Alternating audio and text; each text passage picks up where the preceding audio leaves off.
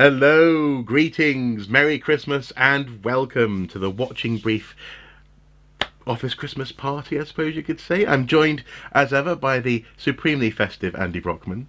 I'm feeling very festive, Mark. And actually, contrary to a lot of what you'll see on television at the moment, we are actually here. It's December the 29th, the Feast of St. Thomas the Martyr. We're actually recording this within the 12 days of Christmas. Yeah. And I'm feeling very festive. I've got a mince pie. I've got a beverage just off to my right here. And I'm looking forward to a great morning of festive fun. Frivolity, festive frivolity. Frivolity, indeed. Actually, off to my feeling right, frivolous. off to my right, I've got the strangest of artifacts. It's called a Santa cam. Now, I bought this just because this seems to me to be like, is this not like Roman household gods for the modern times made manifest? You know, basically the idea is you sort of stick it to a ceiling in the corner of the room, and you can say, "Oh, Santa's got his eye on you, kids." Isn't that weird? Isn't that weird? Anyway, I couldn't resist it. That's what I've got over there. Yeah, I bet you actually. My Facebook is full of people suggesting to a certain large corporate body's electronic assistant that it should F off and stop suggesting things to run their lives. Oh, I see. Yeah. Just like that. Yeah. It's inviting the surveillance state into your home, Absolutely. starting early with Santa. That is absolutely Santa surveillance. I mean, if you're a naughty boy, you're not going to get anything next year. No, absolutely not. No. Although that said, though, depending on how Brexit goes, coal might be good next year. Depending on how Brexit goes, having rats in the cellar might be good. Yeah, exactly. We can hunt some rats, burn some coal. Would be brilliant. I think for our viewers' sanity, though, perhaps we ought to have an embargo on the B word just for this episode. Oh yes, no, don't we? Yes. So anyway, we are here to review certain news stories from this year from the world of archaeology. And this year, well, last year we introduced this idea of having a sort of a tombola kind of situation where I had news stories inside my ceramic Santa here. But this year we're going to mix it up a little bit by having some random picks and a couple of rounds of festive games, Christmassy games to introduce the news stories. But I would like to reassure our viewer, though, that neither of us intend that following through on that other Christmas party tradition of photocopying our bottoms. No. I mean, my photocopier and scanner is about 6 feet off the ground. I'd have to be very, very determined to achieve that, I think. Or just very, very eggnogged up, I think. Yeah. Anyway, so shall we dive with our first pick of the? Let's dive in. You go first. You're okay. First. Okay. So Santa is open, and let's see. I have got. Oh, very fitting. And this was not scripted at all, folks. January, and a story from January. Bayeux Tapestry coming to Britain in 2022. What a wonderful tone that this set for the year that we had. And I know you just said we shouldn't mention Brexit, so let's try let's attempt that with this story. Well, it's nothing to do with Brexit. It's President Macron not at all. trying to reach out across the channel in a beautiful gesture to the British government, returning a bit of British cultural patrimony, given that it was probably made in Canterbury, to the UK. And it just so happens that they're building a new shed to put it in Bayeux, so they've got nowhere to put it for a couple of years, so might as well give it to us. Loan it to us, absolutely. And Yeah. it is a nice little story that started off the year, I think, in a very good way. And Yeah. Interestingly enough, I think I mentioned back in January, I was planning on doing a video about the Bayeux Tapestry, and I may try and do something this year about it, or I may just wait till 2022, to tie in with it being in Britain. For various reasons, I wasn't able to do it, but it was really nice to see that. But for the most part, also actually, response was quite positive to this. I mean, yes, there were a couple of snide comments from some politicians about, oh, how graceful, how gracious of the French to allow us to have our tapestry back. But I'm just hoping. I mean, yeah, given the interesting times that we live in, I'm just hoping that there's not a movement to sort of to keep it here. You don't have people trying to blockade it when it comes time to return it to France. What do you think? Yeah, I'm with you on that. I I think the best thing about it, my biggest takeaway from the story is that it is actually possible to loan these very important, irreplaceable, in fact, cultural artifacts. It is possible to loan them between governments, and I think that has a lot to that should feed into the debate that we're seeing constantly now about museum collections and the return of cultural objects and so on. So actually, to be able to share them around, share the joy and the wonder for a few years even is a good thing. Yeah, cooperative model, and actually interesting. I didn't realise this until a few moments ago when I just read it just here, that the first request to borrow the tapestry was back in 1953 to mark the Queen's coronation. That's quite interesting. And then in 1966, for the 900th anniversary of the Battle of Hastings, a request was made, but it was turned down. So as you say, this is, if you view this in the most generous way possible, this is a wonderful gesture of friendship, but it's also very convenient while they're refurbishing the housing arrangements for the tapestry in France as well. And let's face it, it's a first-class piece of trolling. It's about it's about the French invasion and conquest of Britain. Well, and actually, here they specifically call William the Conqueror of France, as opposed to of Normandy, Duke of Normandy or whatever, or even future English king who's of France. So yes, a little bit of trolling. From what I remember, given that he was carrying a papal banner and so on, it was something of a pan-European operation. So no, Brexit. Okay. Sorry, I should put a pound in the Brexit swear box. You should, yeah. Ding. What then? What's your first random pick? What's your container this year? Oh well, in keeping with the festive nature of thing, I have my Havana Club Rum cocktail tin. Okay, cool. And I'm reaching in, and I have got one of my favourite stories of the year, Battlefield of Bosworth. Oh, Bosworth Field, yes, of course. Bosworth Field, yes, Richard III and all that.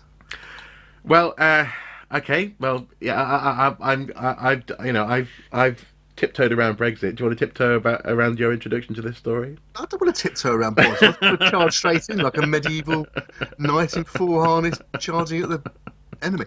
No, I think this was one of the most significant archaeological stories of the year because effectively, archaeological policy regarding historic battlefields was remade on the hoof by Historic England handing over the decision to a local authority with very little check and balance, so that the standard protection that our historic battlefields have has now been chipped away because the Historic England decided that building something on a registered battlefield wouldn't harm the site, and therefore the development could go ahead. Or more to the point, in this instance, they made a specific statement as to it being economically preferable. As you know, they stepped well outside their remit. Not only did they not really comment on the destruction for the site or the impact, but they absolutely commented on the fact that this would be good for the local economy. Exactly. Weird. Just weird. Yes. It was weird. There were all sorts of other weird things went on in terms of the way the personnel on the council committee, some of them would change between the first decision, which was to postpone and take more advice, and the second, which was to pass the. The chair of the committee was extremely angry. It would appear when the decision was initially postponed, thanks to the work of people like the Battlefields Trust and the Richard III Society and so on, who tried very late in the day to bring some balance to the arguments and to say, look, wait a minute, this is actually a pretty significant issue that's being decided here, and it needs to be decided on proper information, not the kind of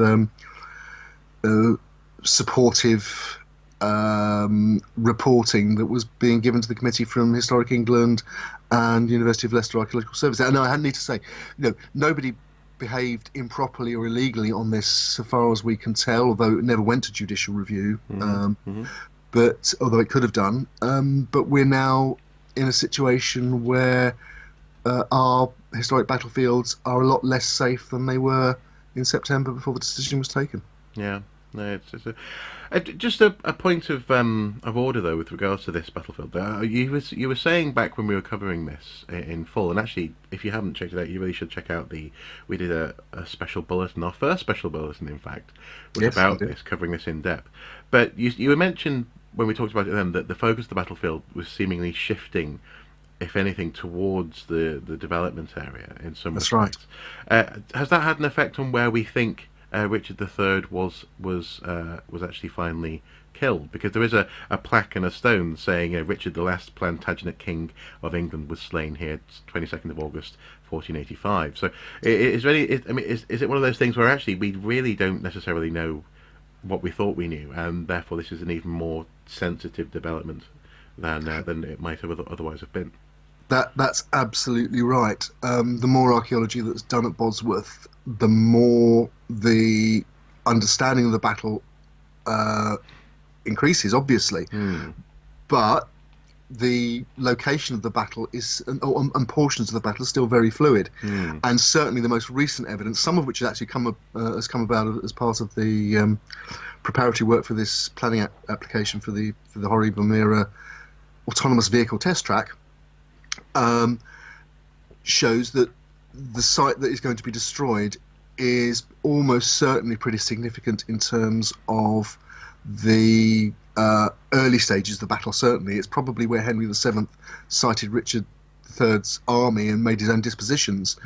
And from like a rise in the ground, wasn't it? A little. That's right. Yeah. It's a ridge. That's right.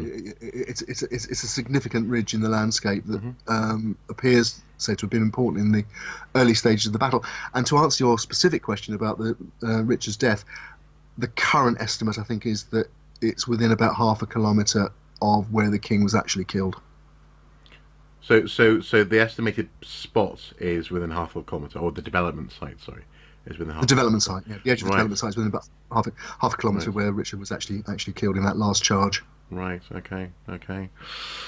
Well, that's almost certainly a story that's going to develop next year, so we'll keep an eye on that, I think. And, I think it still has some way to run, and certainly how the decision was made, there's more to find out about that. And in fact, watch the pipeline. Yeah, exactly. Okay, well, next, should we do one of our first, or also our first special round of the? Oh, we did a party game. Yes, party game. So, brilliant. What do you prefer, charades or Pictionary?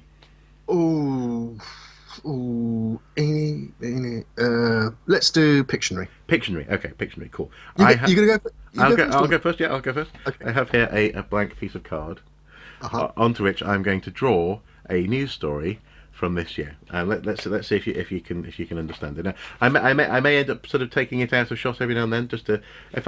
I'll draw the first element. The first element for you. Okay. So let's see.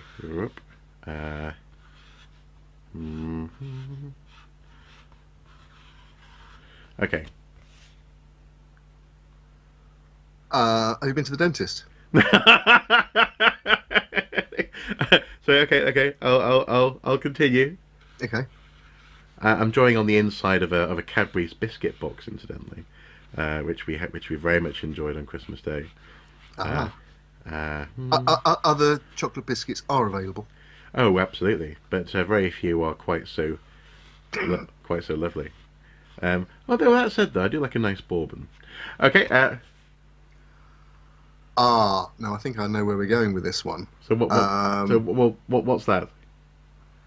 I think it's the lower mandible of a it's Stonehenge. Stonehenge. Okay, Stonehenge, and then let's see. Now I'm gonna go a bit anachronistic here, but just right. To sort of, that's a big word when we're still suffering from Christmas hangovers. But I'm going to be a bit outside the referred to time period, just to give you. That's okay, because Stukely thought that he was built by Druids, so he did. That was about 2,000 years out. So well, absolutely. Okay. Okay.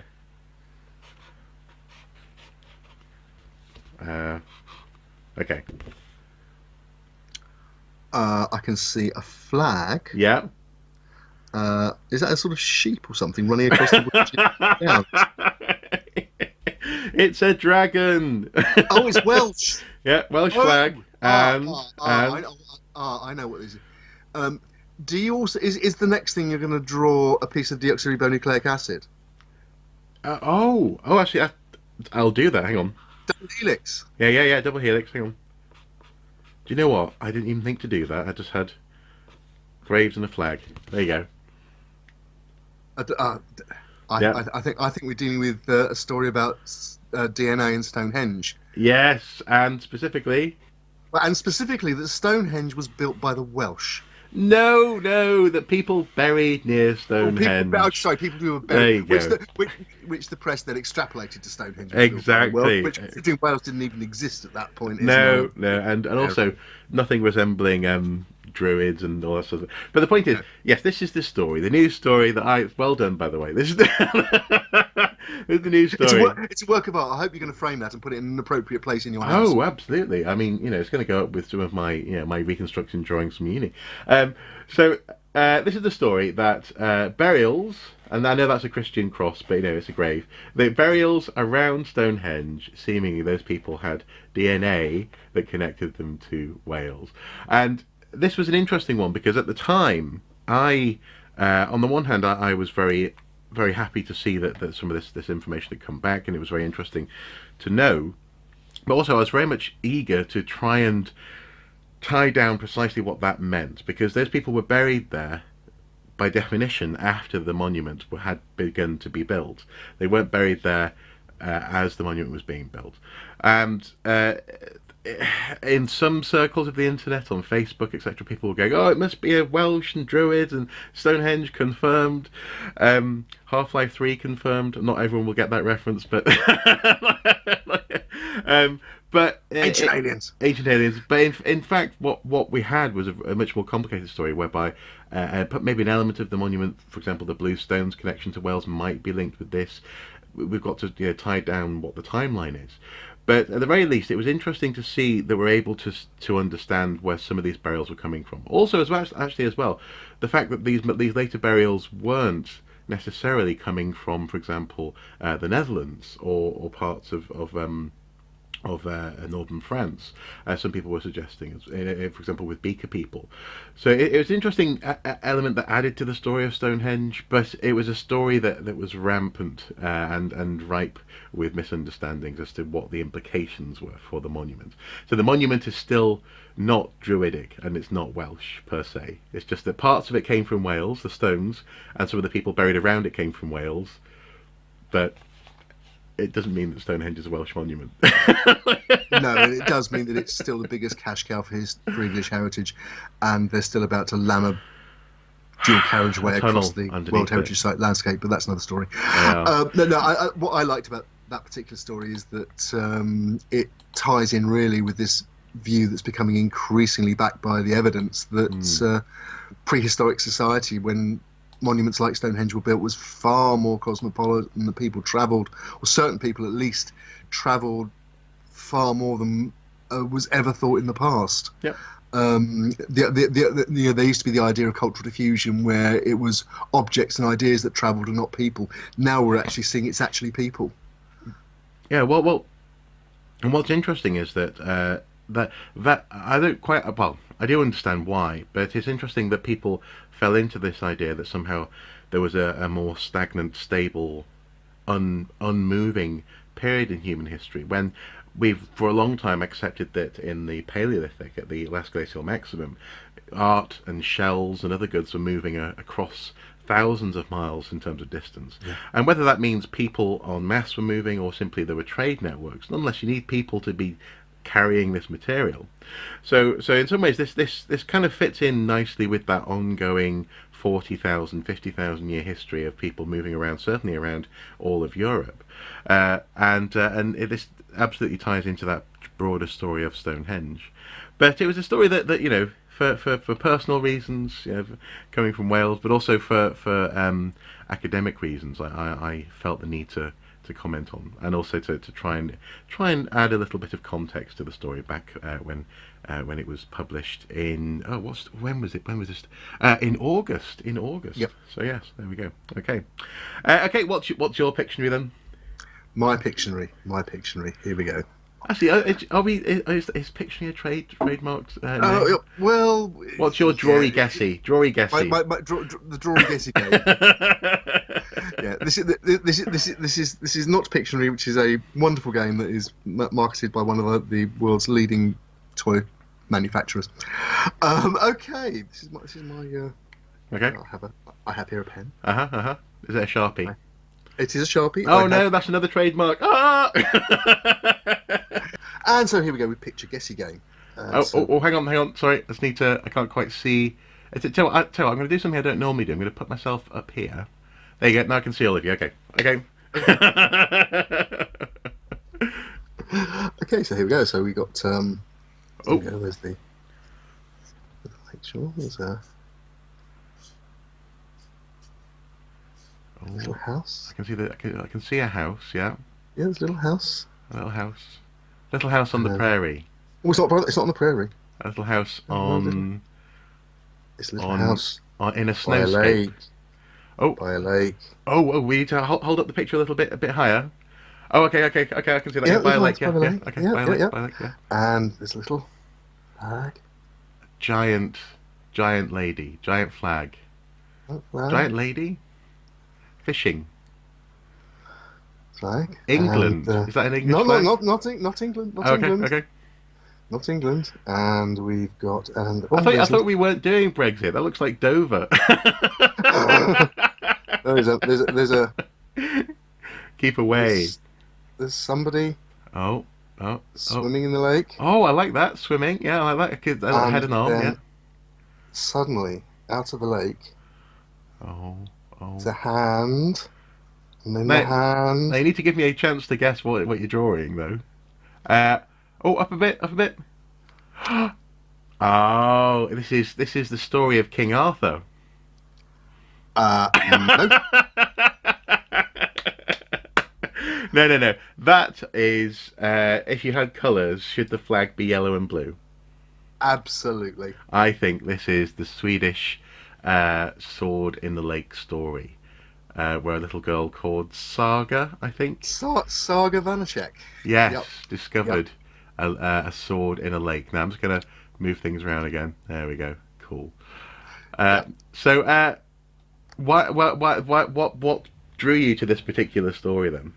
What I loved about this story was that first of all, it's an absolutely wonderful find. It's a pre-Viking sword that came from a lake where Saga it's Lake Vidstern in Sweden, and she was just there on holiday with the family and was scrabbling around looking for sticks and stones to play with on the edge of the lake, and found something, picked it up, and what came out was a sword, and it is the lady. She is the lady of the lake. It is so tied in with that Northern European tradition of depositing things in lakes, and including swords. But here she found it, but the best thing about it, it wasn't sort of put up for sale by the local museum had to scrabble around to buy it and something. It was they took it to the museum in Jönköping, which is the nearest big town, and the archaeologist there went back, worked at the site, found a few more finds, and it's just a wonderful story. And so now Saga is she's the Swedish lady of the lake. She's recovered this wonderful sword. The sword's now being studied and will be on display, and everybody's happy. Yeah. It's a great story. Well, I quite liked the little idea that she initially wanted to keep it. She talked about wanting to keep the sword, and how you seemed quite enamoured with the fact that she sort of posed with it, like yes, like He-Man or something in the water. But she seems to be taking great pleasure in the idea that people will be able to go to the museum and see it, so more people will be able to actually take pleasure in this sword. Some people are even saying that they may name it Saga's sword. I mean, surely to goodness, the story of the discovery is going to be tied up with this artifact for as long as it's as long as we know about it. Surely.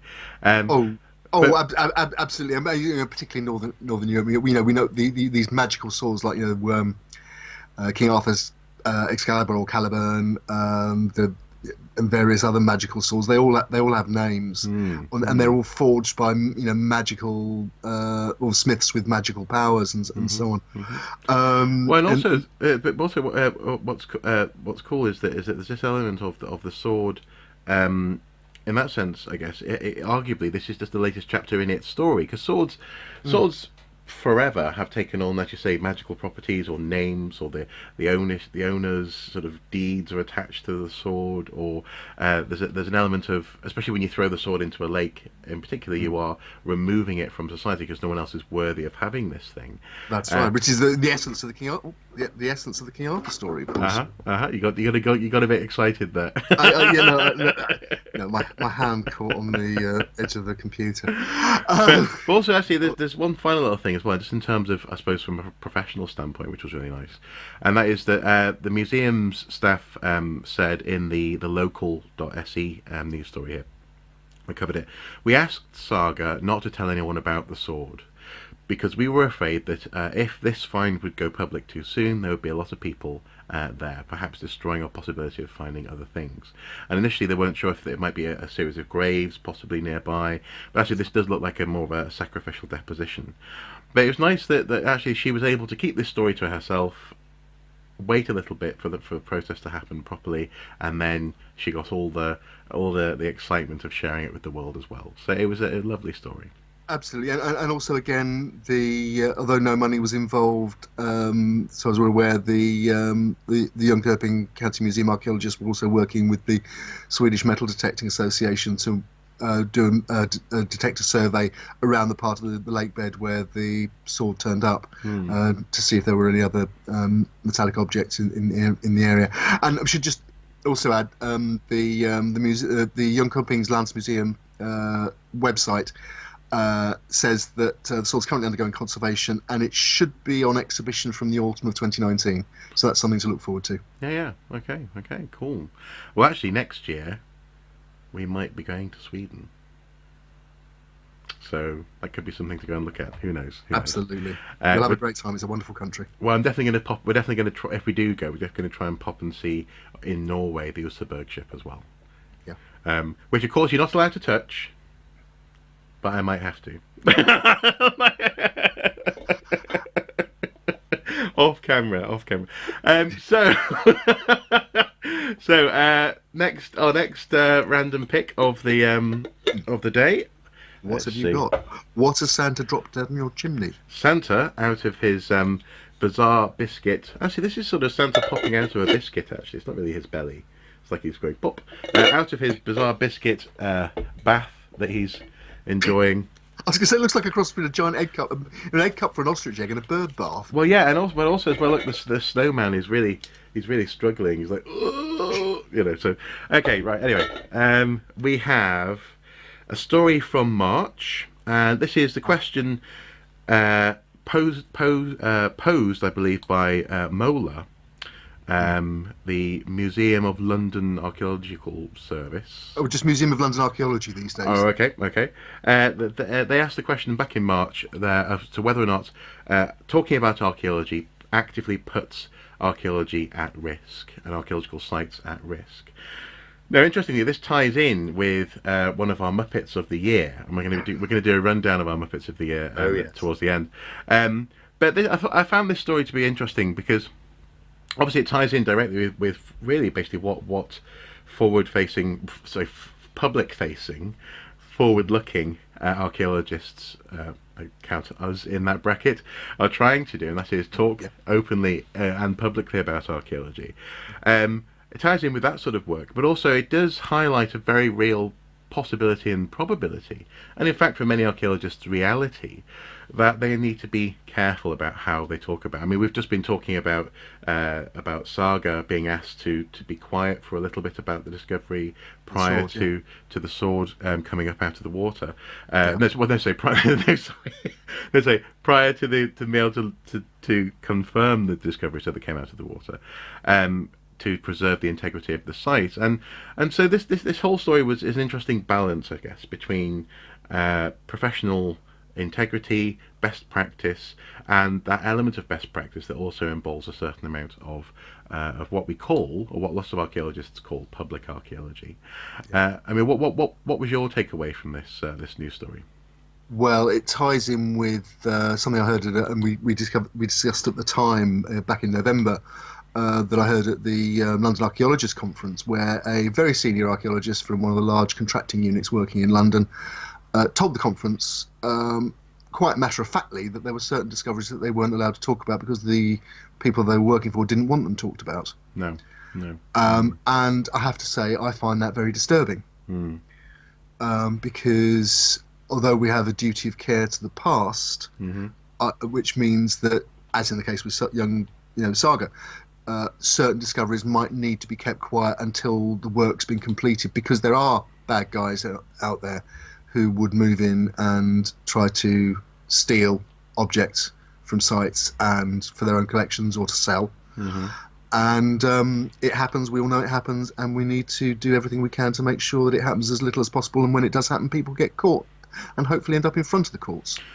Well, and actually the Moeller article does very much couch the argument in those terms. I mean, it's actually an interesting one, because it's not as I think if you're doing this properly, and if you're thinking about it properly, it's not as evenly balanced a risk as you might think. Yes, there is a risk, and they say here, according to Historic England, thousands of heritage crimes happen every year at heritage sites across the UK, and that social media, open access publications and networks were asking archaeologists to not only share this stuff publicly, but we're also putting it at risk of criminal damage, arson, antisocial behaviour, this kind of thing. But then, in this article, they go on to mention all the positives. The fact that this information actually doesn't belong to archaeologists. But also, I mean, there's an element there that if you break this down a little bit more, it shouldn't, in my opinion at least, it shouldn't belong to the developer. This shouldn't become their intellectual property. If doesn't mean, I don't think it should, just because they happen to have and bought that's that piece why I said I was disturbed by that comment from the archaeologist at the conference, because, as you say, I think there are quirks, or for example, under English law certainly, artifacts that aren't treasure are the property of the landowner. And that might be a property developer. Now, most property developers sign over anything from an archaeological site to the archaeological unit that's doing the work, and it goes to the local repository and so on. That most developers don't want to be bothered with dealing with an archaeological archive. They're already, often they already resent having to pay for the archaeology in the first place. Some are more enlightened. In fact, some of the larger ones are the most enlightened in that respect. But in the end, I think knowledge belongs to everybody. Well, and also your particular business interests that may be around charitably for the next 100 years are not going to be humankind's concern in 1,000 years' time. These are very short-term ideas. The idea that one can own this sort of stuff. But moving on from the information doesn't belong to archaeologists. This is they put it in the frame of this is very much for the public good, national planning policy framework, and widening social and cultural and economic awareness of the benefit of engaging with the past. The idea that actually being aware of what's going on is good for future research potential. The information we create and share is a resource that can be used by future generations for academic study, and if that's hidden behind someone's grey literature paywall, it's useless in that sense. Absolutely. Well, is that your dog? Yes, that is Loki, who's anything but Loki. Hey! Well, he wants to come and party with us. You see, we're having such a good time here. Talking about planning policy framework. I mean, absolutely. Me, No, I mean, look, the national planning policy framework is predicated on two things. I mean, one is getting development done, but on the plus side, it at least attempts to ensure that issues such as the conservation of the natural environment and the historic environment are addressed within the planning process. And they are addressed within the planning process as a public good. Yeah. Because we're dealing with resources that are finite. And once they're gone, they're gone. Of course, once they're recorded, if they're not then discussed openly, that's as good as destroying them, because it's no use to anybody.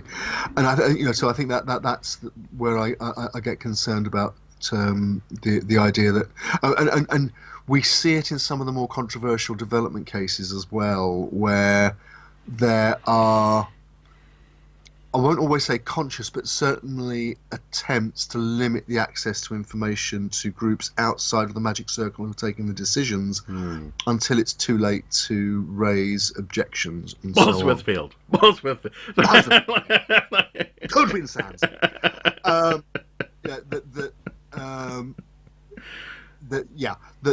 The checks and balances within the system used to be within the system from organisations like Historic England and the other regional bodies like CADU and so on.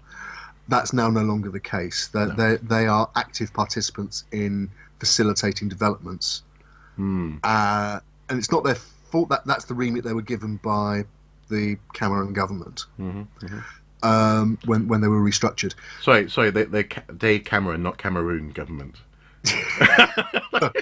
Yes, the Cameron Conservative-led coalition with Liberal Democrats. No, in all seriousness, the checks and balances that used to operate within the system no longer operate within the system. They have to be operated by groups outside, and as we saw at Bosworth, and as we're seeing currently with the Goodwin Sands and so on, those are reliant on the enthusiasm usually of a very few people and their ability to fundraise to pay lawyers. Yeah. Well,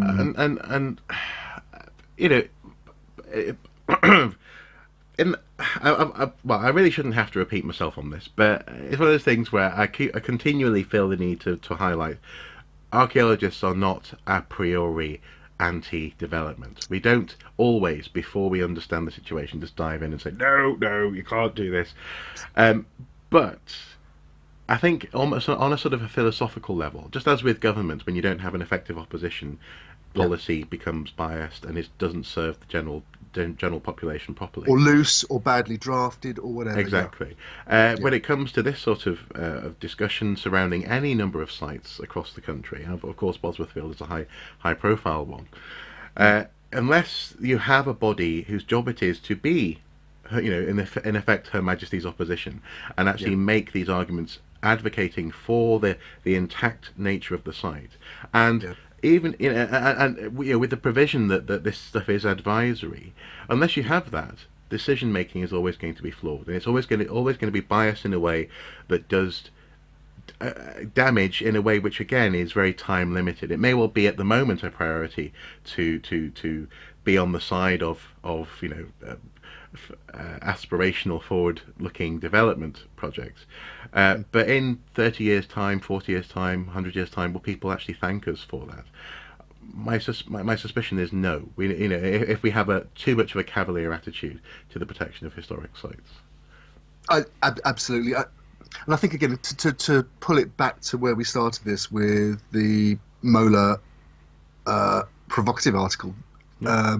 Asking, and again, links below. Yep, absolutely. Whether talking about archaeology in public actually put archaeology in danger. The stable door has been open for a long time. And particularly with the internet, you can go onto a certain landscape app produced by a certain large IT organisation beginning with G, which shows you the aerial photographs of the entire world. Which you can then use to analyse looking for archaeological sites.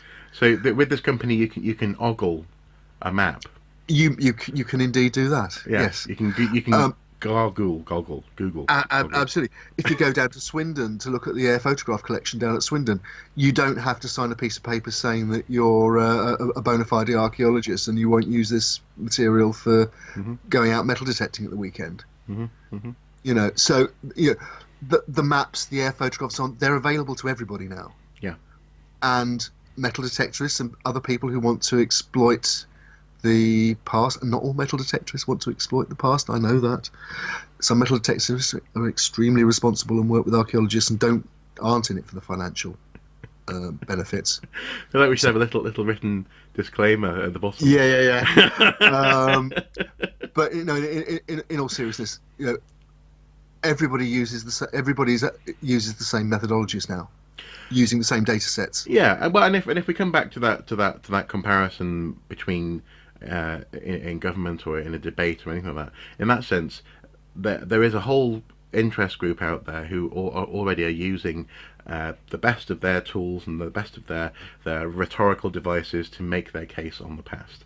And the last thing we need to be doing at the moment is turning away from that conversation, so i.e. not speaking publicly about the work we do, but also as well continuing or developing this trend of being an advocate against somehow that material that we do hold dear.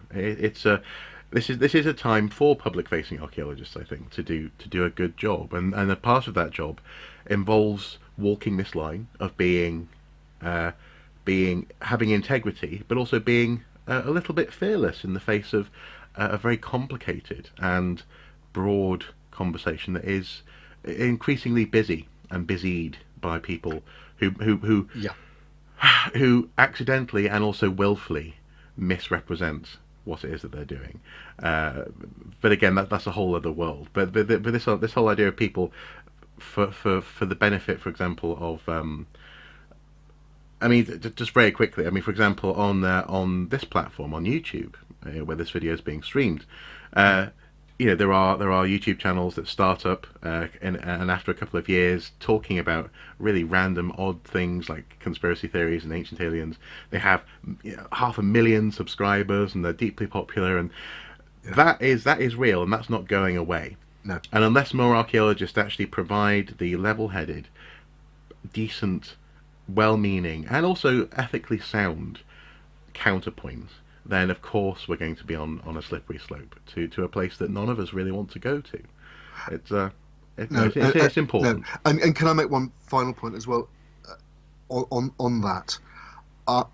It's a personal view, but I think it's one that's increasingly shared, because I think that the traditional model of academic publication, particularly as it exists now behind ludicrously, indefensibly high paywalls, where you're paying $20-30 for a 4-page article, and otherwise you don't have access to that article unless you've got an academic login, where your institution's taken out an expensive subscription. I think that model is increasingly unsustainable.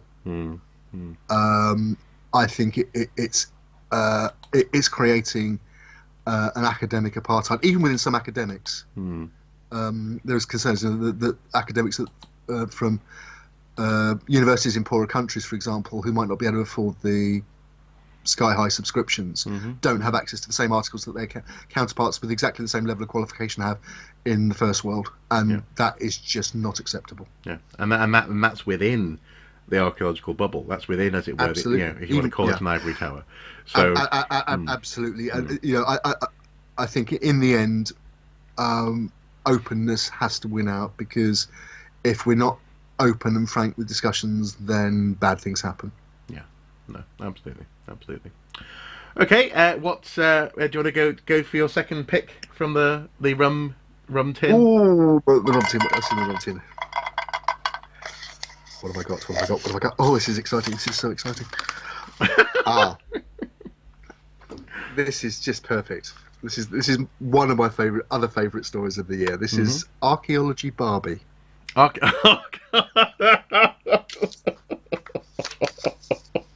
Of all the news stories you could have picked, Archaeology Barbie. Wow. Okay.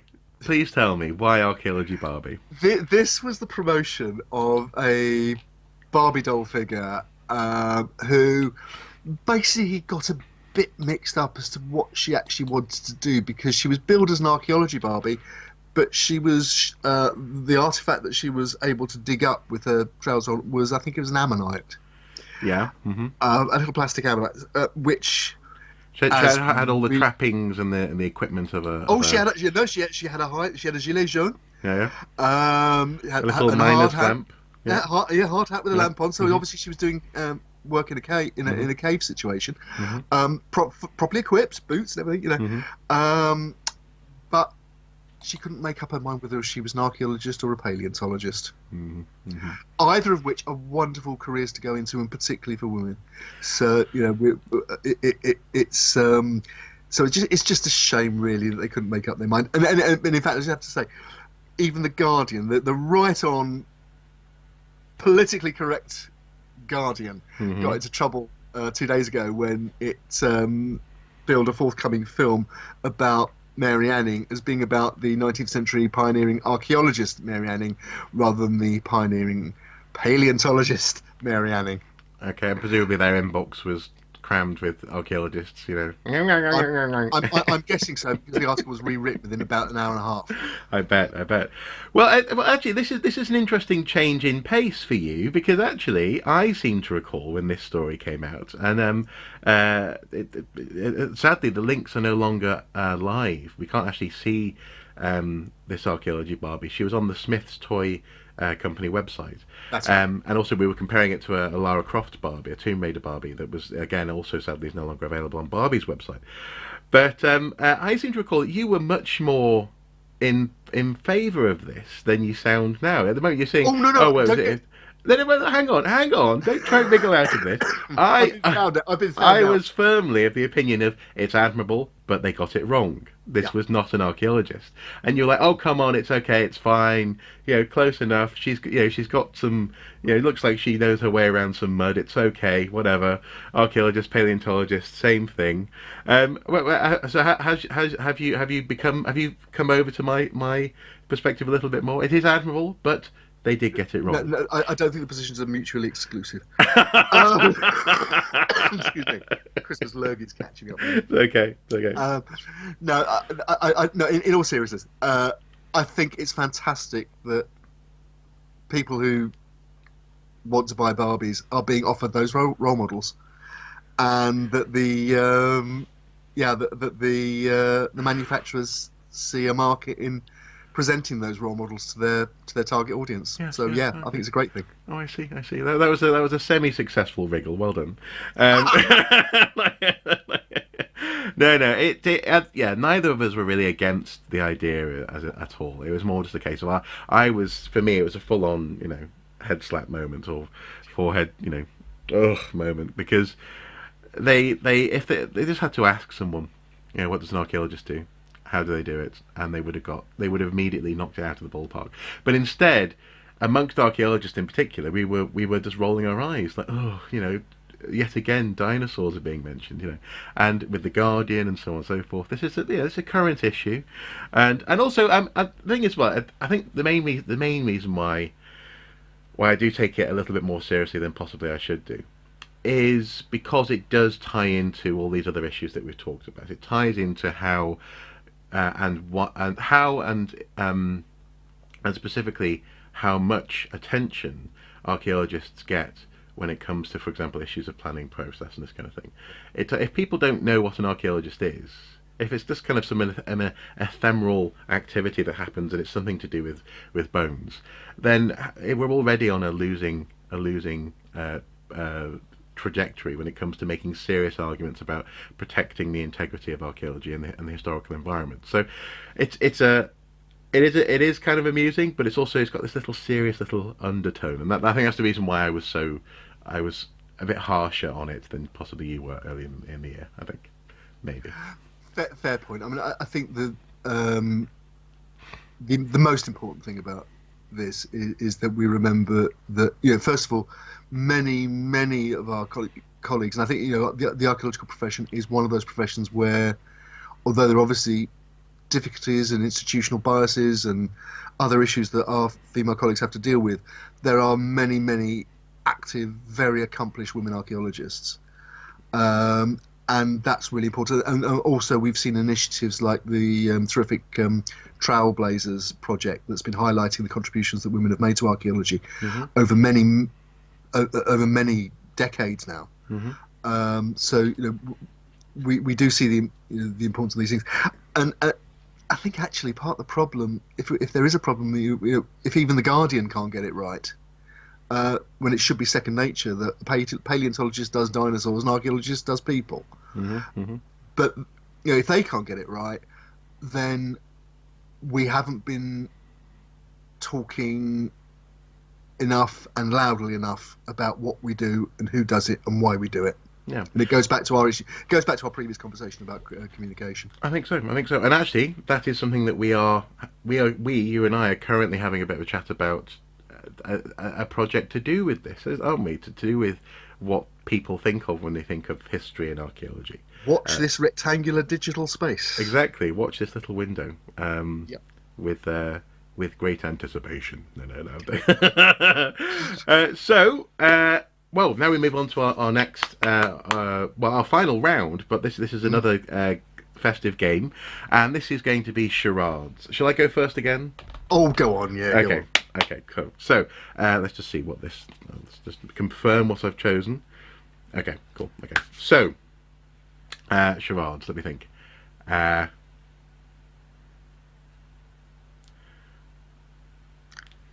got two words. 2 words. Okay. First word. Scissors, paper, stone. No. 2 syllables. 2 syllables. Oh, 2 syllables. right. Okay. 2 syllables. Okay. So first syllable. Heat. Heat. Okay. Second syllable. Yeah. Wave. Goodbye. Cheerio. Bye-bye. Bye-bye. Heat wave. Oh, heat wave. Heat wave. Right. And then heat wave. So. Second word. Frankly, I mean, the only way I can do this is just to. Trowel. Oh, heat wave digging, archaeology digging holes, pointing trowel. Aeroplanes looking, flying. I don't know. Heat wave, flying in the heat wave, flying. This is all the discoveries that were spotted during the heat wave in the British summer, which was really British and Irish summer indeed. British and Irish summer, yeah, absolutely. Yeah. Within the British Isles and Ireland. Yes. Yes. Was that few? Were you still miming the activity, or was that few we actually got? Yeah, that was a few. That wasn't me trying to slice open my own head. Right. Yes, this is the actually we had stories coming out all through the year based on this, didn't we? Because people were publishing photographs, but it's the story that really took off in July when there was quite a drought for a few weeks. It was very hot, and all sorts of archaeology was coming out of the ground. This was to do with the way in which, when the ground dries, only the very dampest of soil stays green and lush, or lusher, as it were, than its surroundings. And that damp soil tends to be soil which has been disturbed, that can therefore hold more water, because it's got some more space between the soil chunks and molecules. And in other words, what you see from the air is ditches. You see places where people in the past have dug up the ground and it has been disturbed in the past. And some remarkable images were coming out of the UK, especially in the south of England, and also as well, for example, in the Boyne Valley, and in and around Newgrange, County Meath. Indeed. And this was a wonderful opportunity, but also I got the impression that this wasn't a new thing, in so much as it was wonderful to see, and I was very excited to see it. But you were talking about how this sort of thing had happened previously. Was it 1972 or something, or 76? 76. When I was first becoming interested in archaeology as a teenager, there was a long, very hot summer in 1976, and it happened to coincide really with the first wave of rescue archaeology units, local units, who had often formed sort of links with, for example, local flying clubs and so on. So archaeologists were going up with cameras and photographing the crop and soil marks that were emerging, really with the kind of definition that hadn't been seen before, because those two things hadn't come together before. No. In that critical mass to enable people to access the evidence and record it. Well, funnily, actually, that ties in with because you were talking earlier about the fact that everyone now has access to Google Maps. That this was really the first time that you were able to, as a civilian level, specialist, have access to essentially a military technology. The ability to photograph at its various angles the landscape, create an image that was used for trying to understand what's on the ground. That previously was something that the military did, and actually, ironically, some of the earliest and best archaeological aerial photographs are essentially military surveys, aren't they? Or surveys certainly of the land prior to understanding what a landscape might be like for purposes of combat. Well, I mean, absolutely. I mean, I think it's often said that the first modern archaeological air photograph in the UK was taken of Stonehenge by a member of the Royal Engineers. Yeah, from a balloon, army balloon. So yeah, you're absolutely right. Now. And particularly now, and I think again we've seen the benefits of it this summer, and I noticed from your Facebook pages and so on that you have acquired a drone. I have. Hang on. And it's very exciting. You weren't anywhere near Gatwick with it, were you? No, I wasn't anywhere near Gatwick. I wasn't. But good. Mwah, this thing. I can't wait to yes. Exactly. I'm sure most people now, if they haven't got one of their own, they know somebody who has a drone, which has probably got a high definition camera on it. Yeah. And that immediately makes that technology accessible for a few £100. Yeah. And also actually at heights that so for example, according to the drone code here in the UK, you can fly up to 400 meters. Yeah. Which I thought, well, that's quite high, isn't it? But I hadn't really comprehended just how high that was until I took this thing out, and I was playing with my godsons, and we were flying around just on a patch of green, just over a quarter of a mile away from the house, and we went up 30 meters, 33 meters tops, I think, and that was you almost couldn't see the drone. That's how high. So 400 meters is just the ability to get that sort of perspective, and the fact that this thing, for example, in my case, just folds up and can go in a large pocket is astonishing. Just astonishing what people can do these days. But also, actually, one of the things about this story that I found very interesting was that this wasn't just about prehistory. So in the river, the Boyne Valley context, it was very much prehistory. But for example, in Nottinghamshire, Clumber Park, they found a phantom mansion, which is a great phrase, phantom mansion, including a sundial, or where the sundial was, and the layout of the mansion. And in the further down, again, we'll put links below, in the BBC article covering this in particular, there's also an article that we're going to highlight from irishcentral.com.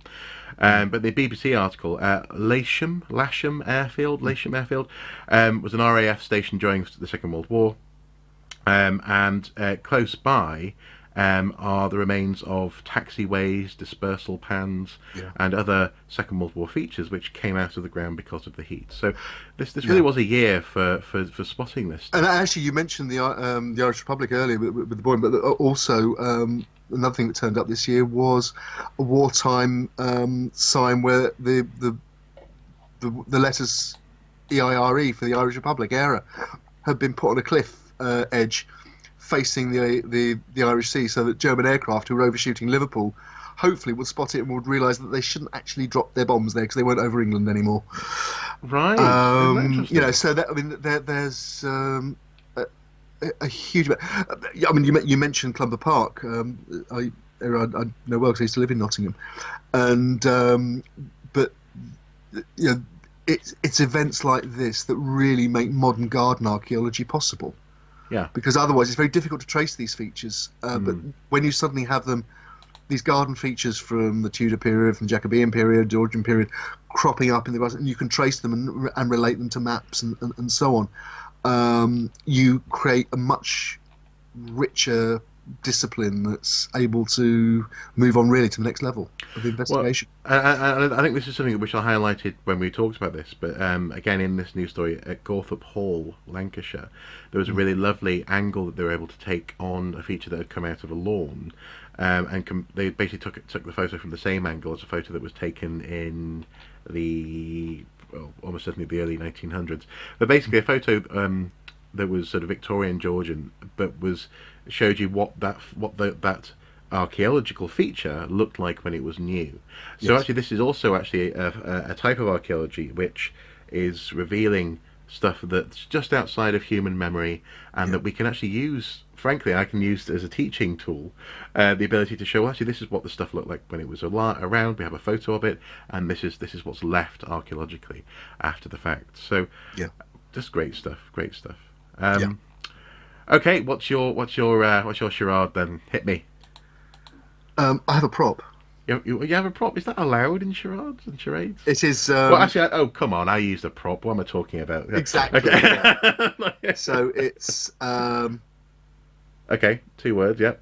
Yep. First word. Yep. Okay. Eating.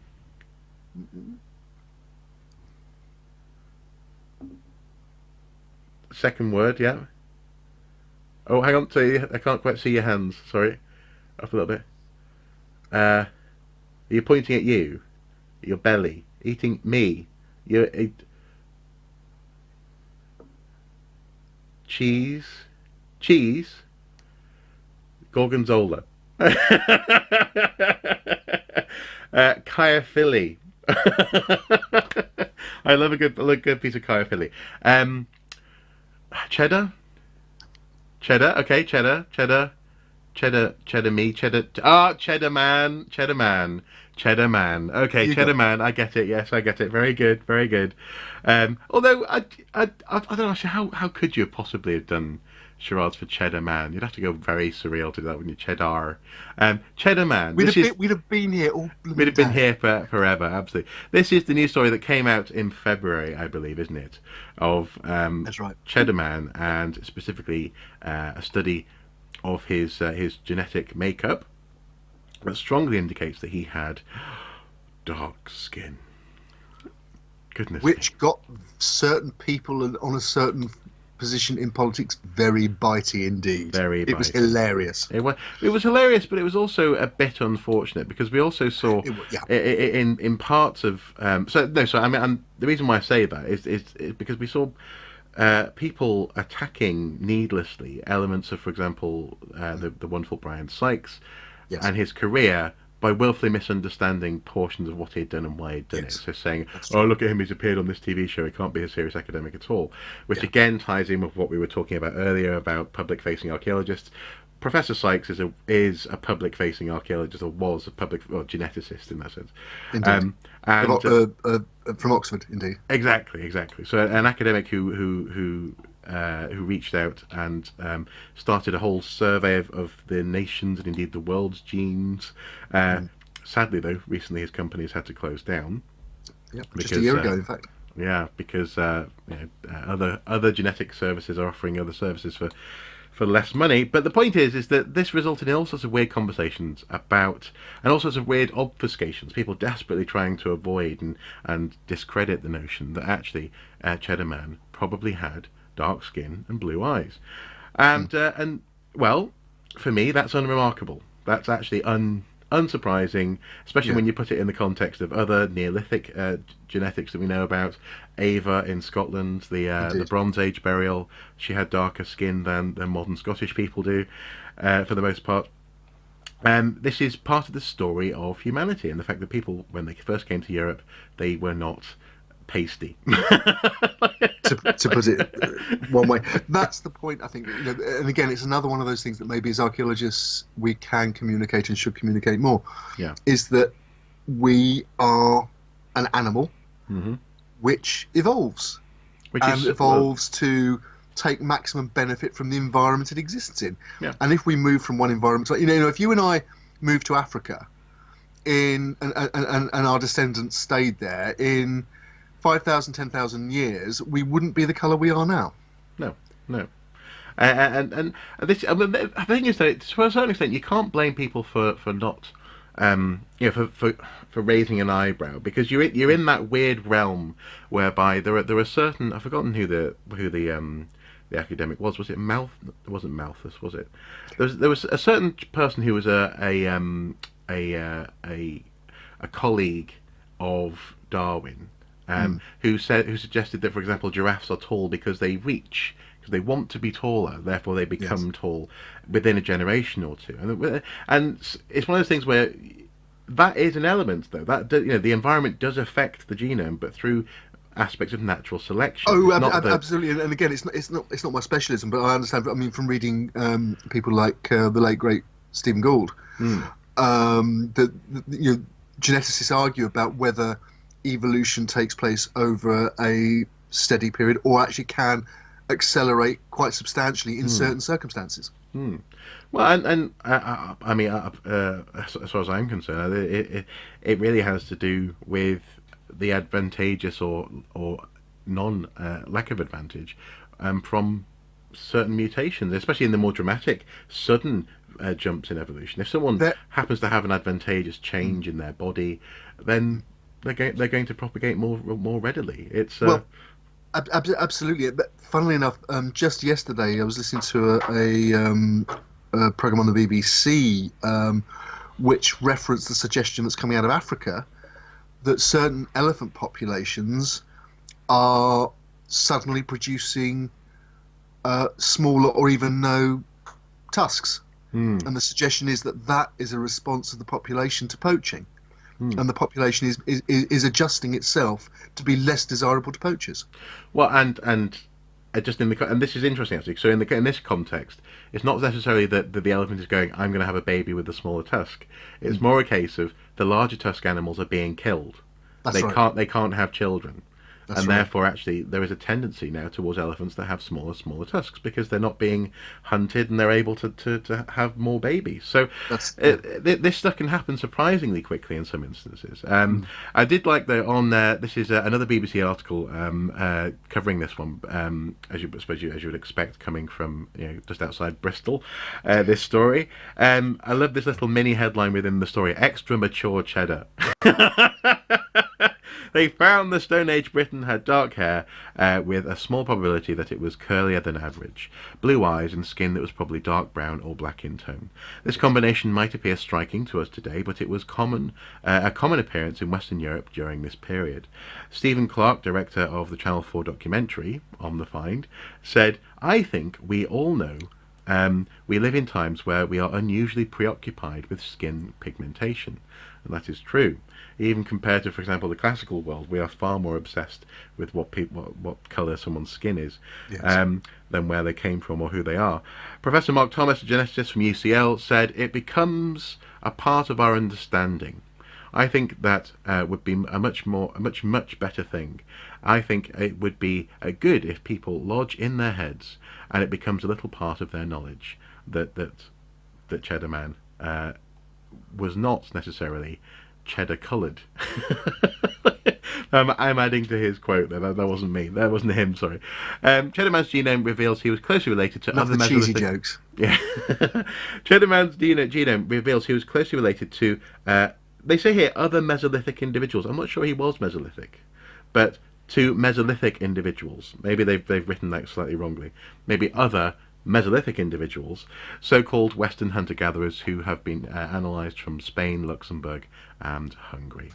So there's a great photo of Chris Stringer holding the reconstruction of Cheddar Man's head as well there. So yeah, so it's a great story. It came from earlier this year, and for us, I think in particular, I know I was, but I know in our conversations we both were fascinated by people's response as well to this story as much as anything else. And also, again, linking it back to our earlier conversation, the team behind that got the story out in academic form, in popular form through that Channel 4 documentary, a lot of press coverage. And open access, I think. And open access, absolutely. Yeah. So, it ticked all the boxes for communication, and good for them. Yeah, excellent. Well, we're going to go from a high standard of archaeology now, and best practice, just to a bit of an overview of our Muppets of the year. In this section, we weren't quite sure how to tackle this, so we decided just to name check all the Muppets, reveal an extra one that came up recently, and then talk about our Muppets for the year picks. Yes, indeed. So I'm just going to go through our playlist basically. So this should we do the sort of jazzy music in the background, like a top 10 countdown? Oh no! Ba ba ba ba ba ba ba ba ba bum dum dum dum dum dum dum. Yeah, coming in at number no. So first of all, in January, our Muppet of the month. This tied in with this notion of public archaeology. Actually, was this the story that 300 graves were being kept hush hush, and the way in which our erstwhile, no, that's the wrong word. Our passionate colleague, Mark Horton, dived in and was eager to try and say this is very strange behaviour on the part of the archaeologists, when actually the archaeologists were in fact trying to follow best practice and not encourage people to come and loot a site that was under excavation. So 300 graves. Burials which are known to be often rich in finds which are extremely collectible. Yeah, absolutely. See eBay, other sales sites are available. I think eBay is particularly good for dodgy objects. Though I keep getting the strangest recommendations. Allegedly, our February choice for Muppet of the Month was Facebook. Facebook censoring a 30,000-year-old piece of art as pornographic. This was the Velis of Willendorf, who is voluptuous, undoubtedly, but is she pornographic? I don't know. I'm not sure. She might have been. We don't know. No, she might.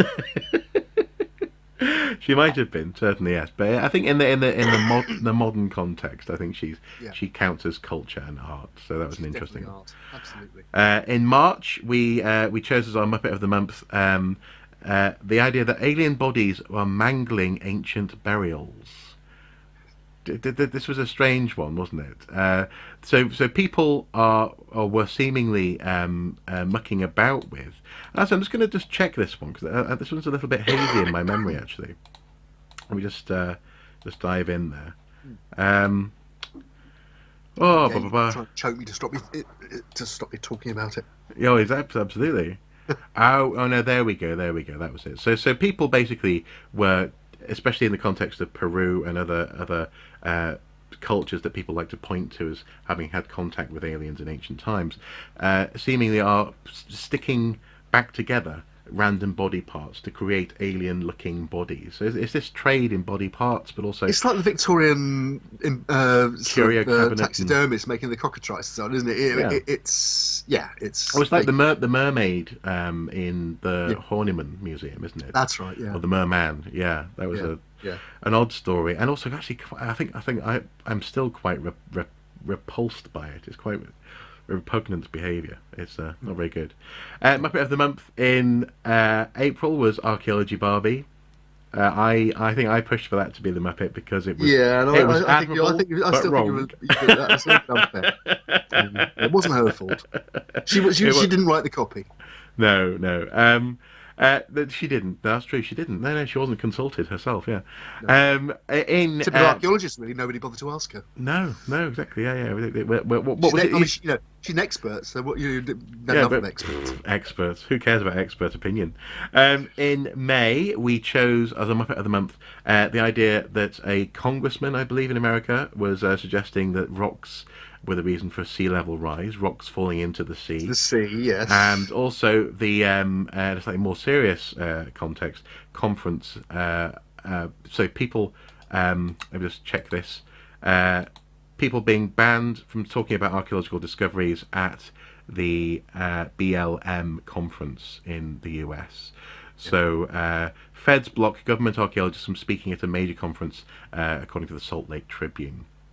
That was to do with the Trump administration's policy on climate change and Bureau of Land Management.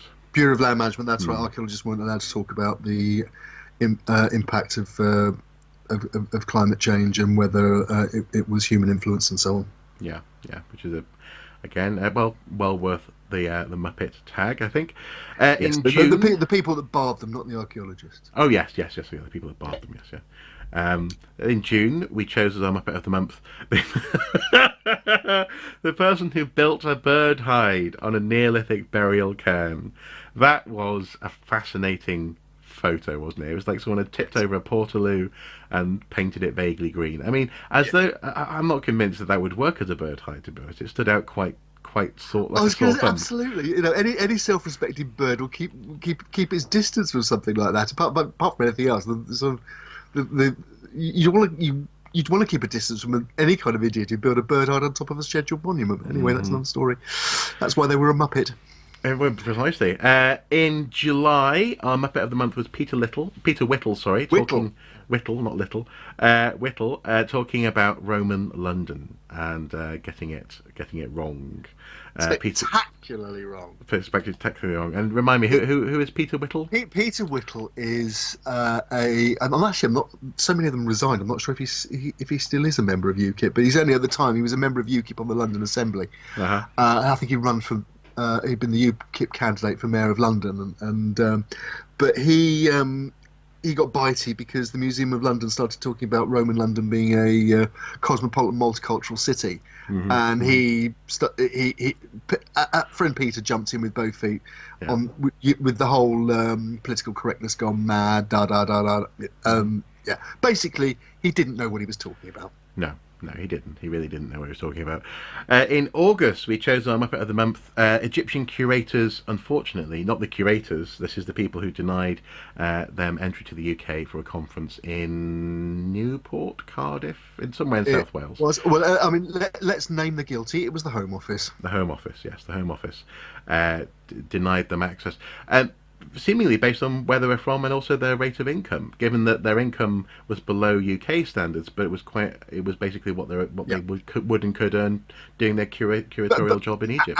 Absolutely, you had a curator, I think, with a PhD, very highly qualified, highly respected colleague, wanted to take part in a conference in the UK, and was barred an entry visa because his income in Egypt, although it was the going rate for a museum curator on his grade in Egypt, didn't fulfil the same function in the UK according to the Home Office, and he was an unskilled worker and might overstay his visa.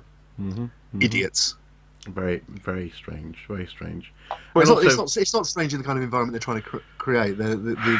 Well, yeah. It's the as we may be about to find out, archaeologists are unskilled workers if you earn less than 30 grand a year. So if you're watching this in another country and fancy working in England, forget it. If you earn less than 30 grand a year, yeah, which is a highly paid archaeologist. Absolutely, senior middle management at the very least. At the very least. In September, it doesn't look as though we did choose a Muppet. I think we were more concerned about the unfolding situation at Bosworth Field that month. Yes. And there wasn't really a Muppet that we chose. In October, I think it's become pretty apparent who the Muppets are in that case, but anyway, that's another story. Well, indeed, that's true. In October, our Muppet of the month was, let me just check, October, I was rather struck and stunned by this weird, curious subculture that I've recently come across, in the past 3 months, of people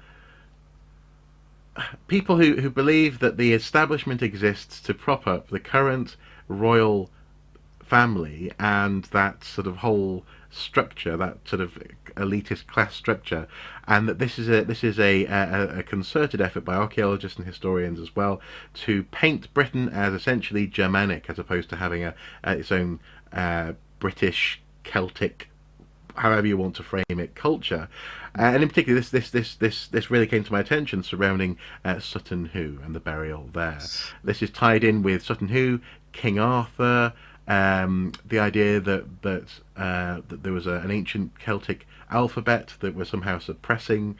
It was a strange one. And actually, I'm still having weird conversations with some of these people on YouTube when they sort of comment and say, "Oh, what about this?" And I'll look into it. I'll go, "That doesn't seem to exist. Do you have other evidence?" Yeah, weird. It's a weird subculture. Definitely.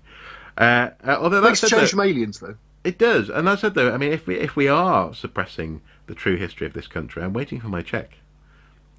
Where's my check from the government? I want absolutely. I want to be paid well if I'm going to be fundamentally undermining my chosen profession. So that was October into November, and our Muppet of the Month was Dinosaur Toe Archaeology, and that was the Museum of Oregon, I believe, or the University of Oregon, wasn't it? The press office. The press office. Yeah. Yes. Not the archaeologists and curators at the museum. The press office. The press office, who also couldn't resist having a photo taken of themselves, talking about, of all things, a dinosaur toe and an ancient sandal. It got me very confused. So those were our Muppets of the Month throughout the year. There was one that popped up though in recent weeks, and this is the story. I'm going to have to just quickly Google this because it's hard to find a news story that won't get flagged by Facebook because of the imagery involved. Let's see. There we go. And oh yes, there we go. This is the story of. I just want to get his name right. His name is. Where is he? Andreas Hvid. Andreas Hvid. A Danish photographer who climbed, seemingly, apparently, allegedly, as far as we can tell, climbed one of the pyramids on the Giza Plateau. Great Pyramid, I think. The Great Pyramid itself, yeah. Right? Okay. Yeah, I think so. On the Giza Plateau, with a female friend. Some people are calling her his girlfriend. Apparently, she's not. This is just a woman that he had with her.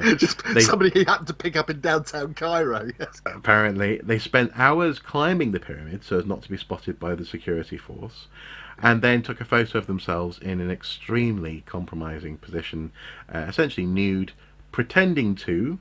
Apparently, they didn't, but they pretended to engage in a full carnal knowledge. Yes, an act of congress on top of the pyramid, and this annoyed an awful lot of people. It also actually, funnily enough, on the Archaeologist Facebook page, it started a very interesting conversation with lots of people sort of going, "Oh, it's fine, it's just natural," and I'm like, "No, it's not natural. Yes, sex is natural, but climbing a UNESCO scheduled monument to do it—that's not natural. That's not normal." Hang on. Let's get this off. It is, if it's natural to carry out that activity on a UNESCO World Heritage Site in somebody else's country. Yep. Where that kind of activity in public is culturally extremely sensitive when you're actually a guest in that country. Well, frankly, according to many citizens of that country, showing your hair in the wrong context is extremely culturally sensitive. Yeah. So, lack of hair.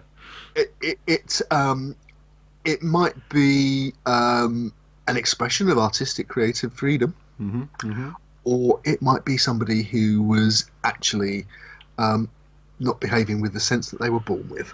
No. Well, I mean, just on a broader level, this ties in for me very much with this notion that the pyramids are famous, they are iconic, and therefore for many people they occupy a place in their minds that somehow it's a Jungian archetype almost. It's something which is just part of. If you ask people to draw places in the world, the pyramids would be one of these places. This is just a basic archetypal site in terms of the global stage. Absolutely. And therefore, for lots of people, they become almost like a prop for their own life story. Yeah. So just as people want to go and see maybe the Statue of Liberty and have a photo in front of her, the pyramids occupy that space in people's minds. But that doesn't mean that you have the right to use them as a prop for your particular take on that story, especially in this context and in this country. And people also were talking about the idea that no harm was done.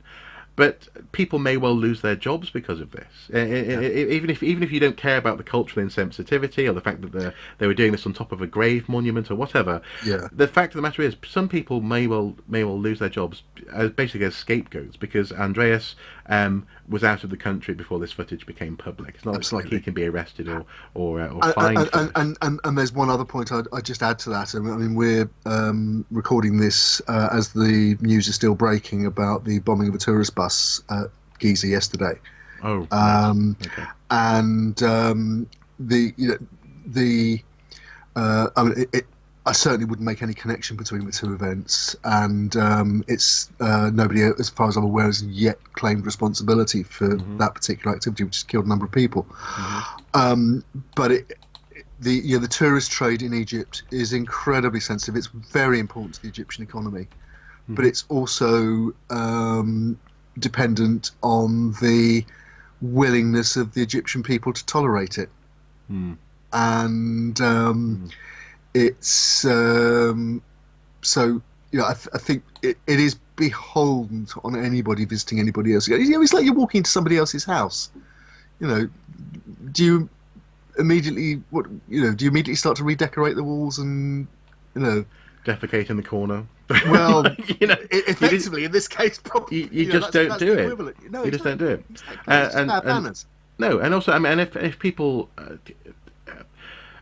have a problem understanding that you should hold yourself to another standard, or to the standards of local sensibilities when you visit another country, then maybe you shouldn't be visiting another country. It's just good manners. I mean, and the thing is, so an awful lot of the people who were saying, oh, it's just whatever, it doesn't really matter. Other people, for example, were from European nations or from America or whatever. But there's no way you could be nude and have sex on top of, say, the cabinet that contains the Declaration of Independence, or go and be sick on the statue of Abe Lincoln in the Lincoln Memorial. It wouldn't be permitted, even if that's been your lifelong dream and it's part of your life story to achieve that. It's culturally deeply insensitive, and if not, massively insulting as well. So that was going to be our Muppet of the Year. He was going to be a Muppet of the Year. He was, but your pick comes after another one. So another one, December the 6th. December the 6th, we have Stonehenge damaged by engineers beginning work on a tunnel. And it's just an aspect of the tunnel or another tunnel. Make this up. You could not make this up. You viewers start here. Highways England want to lam a tunnel and dual carriageway through the Stonehenge World Heritage Site. Lots of people, including many independent archaeologists, think this is a very bad idea. Yeah. Among the archaeologists who think this is a very bad idea are the archaeologists from the University of Buckingham, who have been excavating at a Mesolithic site called Blick Mead, which is very close to Stonehenge, which has the most incredible organic survival of artifacts and cultural levels from that period. It's unique in the Stonehenge landscape. It's incredibly sensitive. And it's the kind of thing you'd think that if Highways England were trying to show the archaeological world that they were responsible people and were going to look after the World Heritage Site, and what they were proposing was it really actually not so bad after all, it's the kind of site they treat with absolute kid gloves. Except that they went and put a 3-metre hole through it as part of their water monitoring. Are you saying that they found the site boring? Totally boring. Totally boring. Yes, they bored all the way through, and yeah, in that sense, this does not bode well. The photo, I mean, it's 3.5 meter deep hole, 3.5 meter deep intrusion, as it were. So the I think the drill bit was left in the ground just to demonstrate this for a photograph, and. Again, it's one of those things where, depending on who you ask, some people would go, "Oh, what's the big deal? It's just one little thing," but it does not bode well for how they're going to treat the proposed tunnel at Stonehenge. It doesn't bode well for so much in terms of how whether or not they're going to listen to the experts who they have access to, whether or not they're going to abide by the archaeological provisions that people involved in this tunnel and advocates for this tunnel are suggesting will be in place in order to mitigate any damage and destruction of archaeology that's bound to be, bound to occur because of the tunnel. It simply is the worst possible case that they could possibly have made for this work. If you want to get an idea of quite how bad this looks, there is an article which I've got in front of me here which we'll give our viewer the link to. It's from Highways magazine, which you might think would be friendly forces when it comes to Highways England and their project, and it has quite an extensive article about this particular episode. Quotes David Jakes from the University of Buckingham, who's the lead archaeologist on the project, who says it's a travesty. We took great care to excavate this platform and the Auroch hoofprints. The site's most famous in public terms, at least, for having the footprints of the giant Auroch, these giant prehistoric cattle that have been preserved in the mud there at Blickmead. But the giveaway of quite how embarrassing this is, I think, is in this paragraph. Highways England did not directly deny it had drilled through the platform, but said the works had been undertaken in a highly professional manner with an archaeologist on site, with due care being exercised at all times. And then... But the crucial portion of the operation was undertaken when the archaeologist wasn't on site. Allegedly. Allegedly, yes. We will see. We will see. Simply ridiculous. Yeah. On the other hand, I only have to say that the Transport Minister is Chris Grayling. Well, and within the UK, Chris Grayling is infamous for being a bungler. Put it this way, he has the reverse Midas touch. Yeah. Everything he touches turns to fool's gold. Fool's gold. Particularly unpleasant, sticky form of fool's gold. A brownish in colour and quite smelly fool's gold. Yes. Yeah, like the mud at Blickmead, but not containing hoofprints. No, but plenty of evidence of human occupation. Okay, well, so that is not our additional We have a late Muppet entry in the chart. We have a late entry. Okay, the last entry. Okay, the late entry in the chart, and this only broke 2 days ago. It's the Royal Mail. Yeah. Just after Christmas, to take advantage of the slack period in the news cycle, when newspapers are desperate to fill column inches with the stories, because not much happens between Christmas and New Year, because basically everybody's doing what we ought to be doing, which is partying with their families. And we will, I'll be getting back to that presently. Yep. Well, anyway, so anyway, it's a great time to put out a press release, because you've got a very good chance of it getting a lot of coverage. And this particular press release for the Royal Mail's commemorative issues for 2019, commemorative issues of stamps for 2019, did indeed get a lot of coverage. And one of the issues that got a lot of coverage was the issue of stamps for the 75th anniversary of D-Day, which took place in 1944, and the anniversary falls next June. And they duly issued a sort of preview, a preview picture of the £1.25 stamp, which showed, as you'd expect on D-Day, a landing craft with troops coming ashore on the beach and so on. Except it took military historians about 5 minutes to spot that actually the photograph they'd used wasn't taken in Normandy on June 6, 1944, but was actually taken on a beach in Dutch New Guinea 3 weeks earlier. And the troops that were coming ashore were American Marines who didn't even serve at Normandy. So the Pacific campaign, or the theatre, the Pacific theatre was what the image that they chose for this D-Day commemorative stamp. That's ridiculous. Yes. They basically managed to insult Normandy veterans, veterans of the New Guinea Pacific campaign, military historians who know what they're talking about, and anybody else who cares about getting it right. That's just well. The funny thing is, this ties in with a theory that I've been developing over the past several years now. And this ties in, actually, I'm going to have to put up some money in the Brexit swear jar. This ties in a little bit with some of the mythology surrounding this Brexit development over the past couple of years as well. Is that the Second World War has become mythical, especially for Britain. Yes. It's become a mythical time when you'll see lots of people talking about, oh, we stood alone, we can stand alone again, all that sort of stuff. Absolutely right. It's the foundation myth of modern Britain for a lot of people. It is, yeah, Britain's finest hour, all that sort of thing. And I'm not remotely, not for a second, would I take away from the bravery and the courage and the achievements of soldiers in the Second World War and airmen and navy personnel. Well, and the peoples of the world who saw down. Certainly in the case of the Nazis, one of the most unpleasant regimes that's ever darkened the planet. Exactly, yeah. So I'm not remotely saying that, at all. But the fact that people are so cavalier in the specifics today of that period, to a certain extent, I'm not surprised that this stamp got it wrong, because actually, to a certain extent, it kind of doesn't matter to those people, if that's what I mean. To those people, all that matters is that's the war what we won, and because we won that war, we are amazing.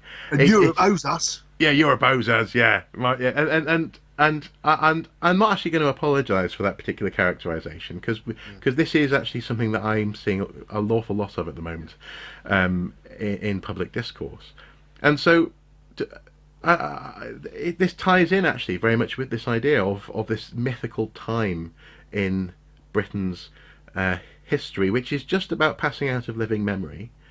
And when you hear people talking about, well, we survived the war, and you're like, well, how old are you? Did you actually? I don't think you did fight in the war. People talk about the war, and they use the war, this potent imagery, this potent time, to justify so much of what's happening in the world today. And yet the specifics are just being thrown out of the window. The accuracy as to what happened where, to whom and why is being garnered with this sort of misty-eyed, nostalgia-driven form of nationalism, which is a curious thing to observe. And also, as a Brit, to be part of, because also as well, both of us, I know I certainly fall into the category of having been brought up in a world where my parents, my grandparents were very proud of that. I was told the strangest of things when I was a kid. Oh, if we hadn't won the war, we'd all be speaking German now, all this kind of stuff, which is ridiculous. You can't change people's mother tongue. Maybe there would have been German in a formal context in Parliament. Who knows? In some sort of alternative future from the Second World War. But the thing is, it's part of the psyche of the UK, and I think that the fact that someone didn't bother to check and that this could happen really just underscores that this actually, on a very subtle but also a very important level, I think needs to be tackled. How we view our recent history really needs to be revisited, because it's not doing us any good at the moment. It's only turning us into a backward-looking, slightly confused nation, actually. As it's an odd thing.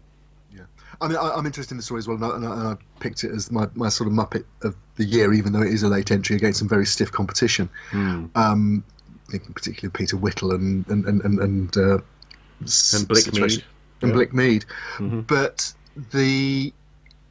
what this story shows, I think, is just two things. First of all, the system that the Royal Mail had for checking its designs and fact-checking its designs clearly didn't work. And yet they won't admit that. I was onto their press office yesterday. Apart from issuing a very bland apology, they won't answer any specific questions about who signed off on it and when. Was it fact-checked? Had they fact-checked the other designs in the series, and had they withdrawn any others, because they've said this particular image will be, will not appear in the original series, which presumably means they've now got to design another £1.25 stamp, and how much will that cost? They won't answer any of those questions. There's no corporate responsibility there at all. No. And particularly for the fact that they've, in some people's eyes at least, insulted the veterans, and they certainly insulted their audience by thinking they can get away with what is absolute fakery. Yeah, and as I say, at best, it is a loose grasp of history. It's incompetent, actually. Well, this is like Barbie. This is like this is in that sense. It's like Barbie. You know, you're right. I think you're right. Actually, yes, it is in that sense. This is incompetence, and they did get it. What else can it be? If you set out to make a D-Day commemorative issue, and the picture that you put on one of the key stamps, an issue to the press to preview this issue of stamps to the world. Yeah. Is wrong in every single aspect. Yeah. You know, wrong place, wrong time, wrong troops. Yeah. You know. Yeah. No. So I was trying to be charitable, but no, you're right. You're right. No, you don't want to be charitable. No. Tell it like it is. No. They got it horribly, horribly wrong, and they won't fess up to it. No.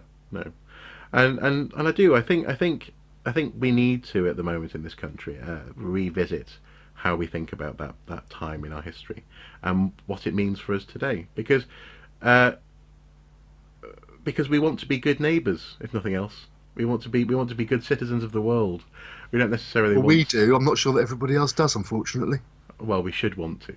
I would submit at this time of year we should want to, and actually this is where I'm encouraged by some of the great work that I see by wonderful battlefield archaeologists, yourself included, but also people like, for example, I've worked in the past with Chris Kolonko and others who, in this time running up to these anniversaries surrounding the Second World War, are really ramping up a sort of a public awareness campaign, and not only about the big things, but also the stuff that's all around them as well. And in fact, I'd just like to make a point on that. I was very struck looking at, and I hope Chris won't mind me mentioning this, but it is up there on his Facebook page. But Chris has been running the World War One project for the CBA for the last few years, for the 100th anniversary, and the funding for that project, and therefore his job came to an end a couple of weeks ago.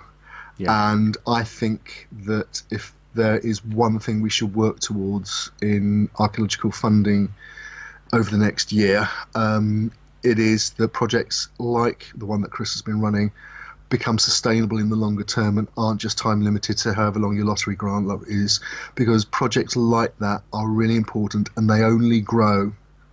They tend to do is they do great things and they show the importance of the work, and then all of a sudden it stops, and that shouldn't happen. They should be legacy projects, and Absolutely. also on a broader level, this is something else as well I think that came out of this year in the watching brief, is that we also need to be aiming towards having a more comprehensive career structure for archaeologists. Not having people drop off cliffs when funding ends. This is something which I very much highlighted surrounding HS2. Absolutely. But this is something we can revisit again also in the coming year, I think.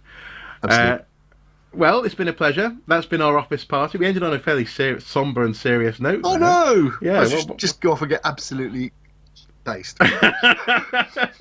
Well, what's left of 2018?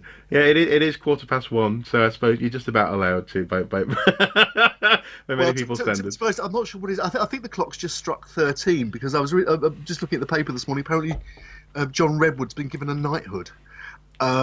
Which, yes, exactly. The former Secretary of State for Wales, who was once memorably filmed in close-up at the Welsh Conservative Party conference, miming the Welsh anthem because he didn't know the words.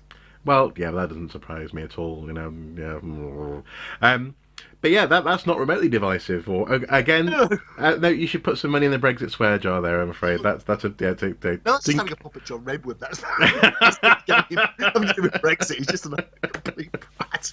Anyways, so that brings our watching brief for December.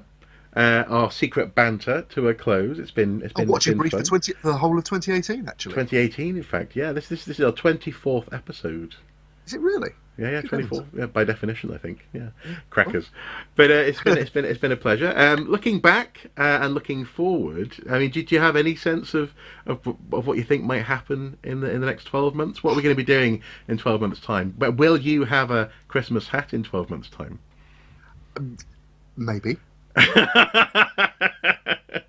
Look. To be honest, I think anyone who tries to predict what's going to happen in 2019 has about as much chance as the Oracle at Delphi and the Druids of Inismon slaughtering chickens. I mean, the papers and TV look-aheads are full of really, highly trained journalists and pundits and so on, saying they haven't got the foggiest what's going to happen next, given the state of the world and the people who are running it at the moment. So no predictions. I think all I'm going to do is just wish anyone who's watching this the best possible 2019 in the best of all possible worlds. Yeah, I think so. And also as well, our watching brief will continue. It will. Even if we are living in the ruins of modern civilization, we will continue. Even if we're barbecuing rats over a candle after March the 29th, we'll be doing watching brief. Yeah. I wonder how you cook a rat over it. You're gonna have to practice that. Right. Okay. Merry Christmas, everyone, or Merry Holiday, or Happy Holiday, or whatever. Hope you've had a wonderful time of year at this time of year. It's a great opportunity to slow down and to reflect upon the year that's just gone and to prepare for the year to come.